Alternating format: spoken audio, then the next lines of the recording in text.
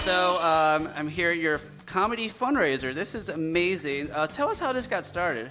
So I post a lot on Twitter because I'm very vocal and I have very strong opinions, and I think that it's important for people who want to represent different communities need to interact with all sorts of different people. So I'm like, hey, Twitter. So I'm on there, and people liked what I posted, and it got Patton's attention, and so he started following me, which is of course a big day when Patton Oswalt follows you on Twitter. And then we started talking over direct message, and he was like, yeah, I want to help out. What can I do? And I was like, how about a comedy night? And he was like, wonderful. How about we do it in Santa Clarita? And I said, even better. So, and here we are. That's so amazing. So before we get into everything, you're running for Congress. Let's go back to your journey. You grew up with two parents who were FBI agents, and you made some jokes about that on stage, about the boyfriends coming home. So what was like that as an upbringing, and then what values kind of installed you from that?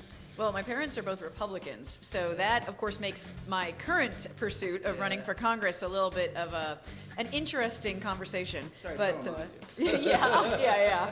But I will say that, like, at the dinner table, you know, my parents would come home from work, and you know, very rarely, my parents always took their bullets out of their guns. They would take one out of the chamber, take the others out of the clip out of the gun itself. Wow. And then, you know, occasionally my dad wouldn't put the gun up on top of the fridge, and it, you know, the bullets would be completely out. It was very safe, but but occasionally the gun would just sit on the kitchen table, and I sat. Like, this was on the kitchen counter, I should say. I sat with my back to that. So if someone said, hey, can you pass the rolls? I'd be like, oh, that's a gun. Oh, there are the rolls, you know? And I mean, I don't say that to make it like a super joke, but it was just like, you know, it was normal. Like my parents having bulletproof vests in the trunk of their cars, that was normal. The fact that like when I would bring them to show and tell for, you know, when I was like in third grade, because how else does the new kid in school go over well? And I'll tell you, when they handcuffed my entire class, it was like, oh, okay, you know, this is legit. I had some cool points for like a week, which is not very long, but in kid land, it's like an eternity. So, yeah, but no, we did actually, as I got older, we did a lot of, you know, talking about national security, because my mom's a terrorism expert, and my dad does used to do white collar crime, and then he moved into gang crime, and then he ended his career doing cybercrime. So, well, not doing it, but you know, yeah. So I mean, we're very aware of like the need for preparedness, the need for good critical infrastructure, as my mom always likes to say. Nation's critical infrastructure needs protection. Yeah, okay, because it's true. I mean, we do. So these are the sort of things that like I've been aware of from a really early age. Cool. And where did your passion for Volcano Science come from? Because you grew up, you became a scientist, and you've been studying volcanoes all around the world. Like, and tell me an interesting fact I don't know about volcanoes. So volcanoes it was sort of random for me. I've always liked earth science. I've always liked learning about the world around us. I've just been I was that kid who was constantly like, why, how, where, who, what? And when I, you know, got older, I was really focused on like literature and history, like the humanities side of things. But I took a geology class in college, and I didn't have time to switch majors to become a geology major, but I loved it. It was so fascinating because it explained things like, how did the Earth form? Why are the continents where they are? Why do we have, you know, trenches in the ocean floor? Why are the mountain ranges where we see them? How do earthquakes happen? And I was lucky enough when I decided to go back to grad school. It was geology or law school. Oh. And I took the GRE, I took the LSAT, I did well on both of them. But then I thought, wait, I've just spent the last couple years of my life working in a library. I was at the State Library and Archives for Arizona, and I was an archivist and an archival technician. And I just remember being like, wait, I wanted a job that was not indoors. Geology, law, okay, geology wins. And I got an internship working at the Hawaiian Volcano Observatory, and when I was a new grad student, and the rest is history.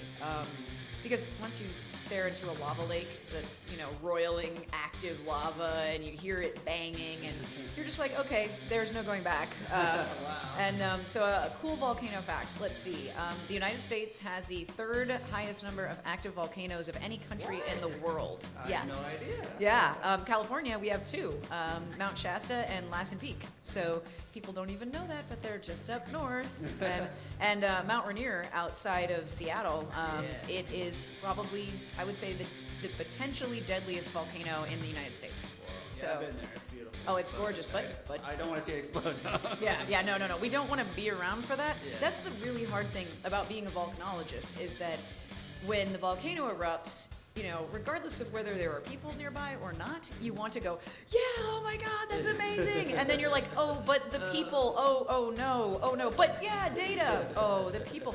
So, you mean, it really is tough because you go with your science brain that's like, yay, and then you go with your actual logical humanitarian brain and you're like, oh no.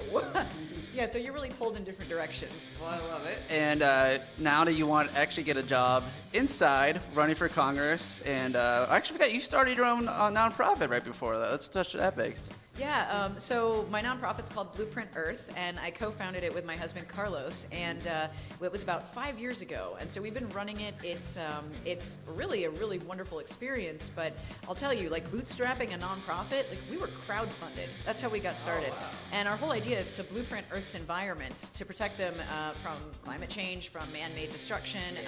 From really just about anything. And then we could also hopefully help when we go to Mars or the moon and we want to send people there on a longer term basis. We'll understand how the Earth's environments work as systems. So that was my approach, was saying, look, you can't just be geologists over here and biologists over there and hydrologists up here. We have to have everybody talking to everybody else. Oh.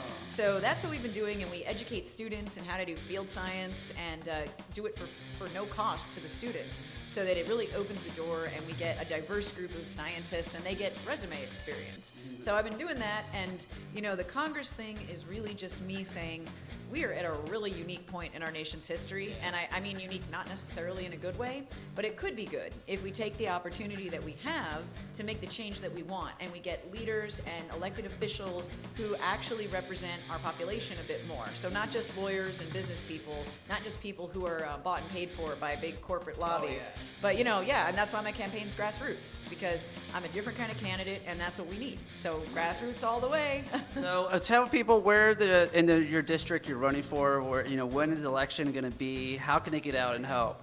Yeah, so the election is June 5th, that's the primary, and then the general is November 6th. So coming up, June 5th is really, really soon. So what everybody should do, and I don't mean just to me, but to any candidate that you like around the country, send them something, and that means money, because only 0.58% of American adults donate politically. Oh, really? Wow. Yeah, so if you want to know the real 1% that's deciding who gets on the ballot, that's who it is. Yep. And so the way to have a voice right now under our current system, until we can get some people in there and push campaign finance reform and get rid of Citizens United, until we have that happen, we are going to have real difficulty making our voices heard without people donating even just $5, $25, $50. That makes a difference. And then my district specifically, it's sort of the forgotten part of LA County, and it has a little bit of Ventura County in it too. Oh. So it's like Simi Valley, that's the Ventura County part, and then Porter Ranch, then it goes up to Santa Clarita, and then all the way east to Lancaster and Palmdale, and then ends with Lake Los Angeles. So yeah, it's a huge district. It's sprawling, and they film a lot up here. There's a lot of aerospace work that goes on, a lot of manufacturing, and it's gorgeous. I mean, the reason they film is because we have epic mountains. It is amazing, and it's a really special place, and I really want us to, we're the only Republican-held district in LA County in terms of our congressman.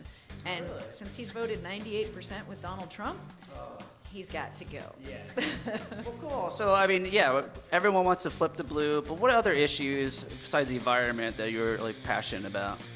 I really care about gun reform.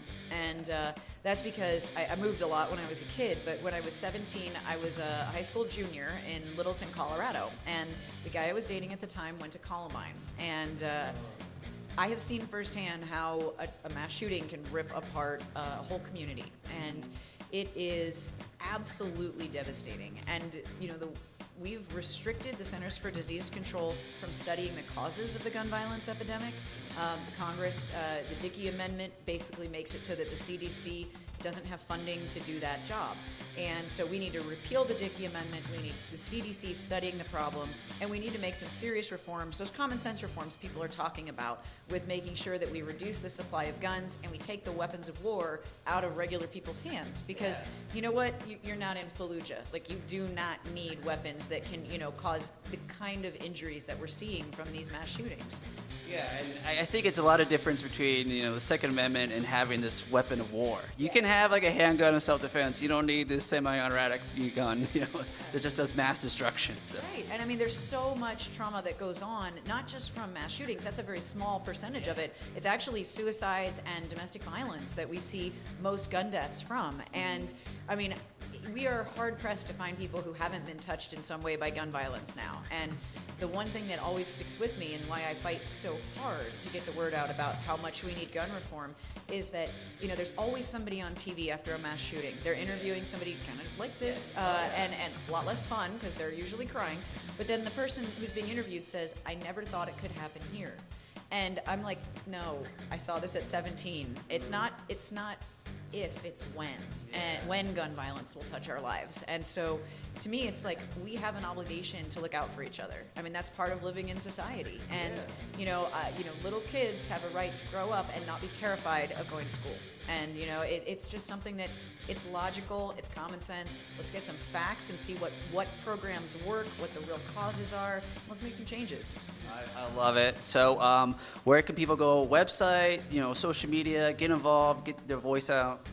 So the website is jess2018.com, at jess2018.com. I'm on Twitter a lot. The Twitter account is me, so you're getting me in whatever mood I'm in. No, it's usually ranting about something that I want to change, and here's why. But it is Jess Phoenix 2018. Phoenix, just like the city. And then my Instagram is Jess Phoenix 2018. And then on Facebook, it's facebook.com/JessPHX. It's like the airport code for the Phoenix airport. So, yeah, so Jess PHX on Facebook, yeah. And you can find me there. My campaign, we always need volunteers. So even if you're not local, on the jess2018.com website, there's a section where people can go and they can find events, they can sign up to volunteer, you can donate, please donate. But you can do all of those things and help me run a real people-powered campaign and make a difference.